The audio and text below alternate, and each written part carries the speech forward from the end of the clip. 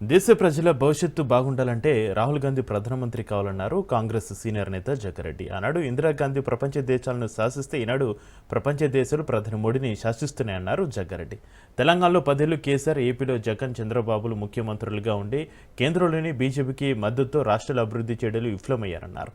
రాహుల్ ప్రధాని అయితే 2 తెలుగు రాష్ట్రాల అభివృద్ధితో పాటుగా ఏపీకి ప్రత్యేక ప్యాకేజీ, వైజాగ్ స్టీల్ ప్లాంట్ సమస్య పరిష్కారం, పోలవరం పూర్తి అవుతుందన్నారు జగ్గారెడ్డి. ఆనాడు వైఎస్ఆర్ పార్టీ ఆంధ్రప్రదేశ్లో అటు జగన్ లేదా ఇటు చంద్రబాబు నాయుడు గారు వీళ్ళందరూ బీజేపీ సంఖలోనే కూర్చున్నారు.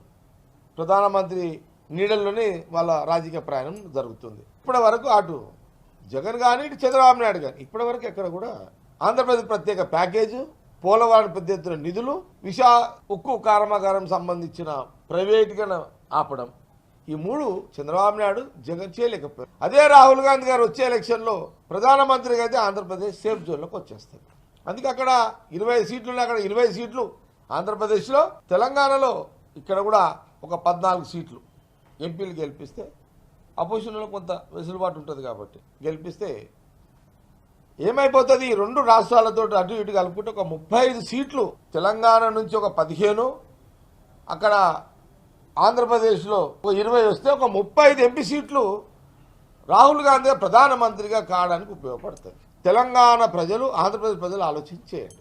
ఆనాడు వైఎస్ఆర్ పార్టీ ఆంధ్రప్రదేశ్లో అటు జగన్ లేదా ఇటు చంద్రబాబు నాయుడు గారు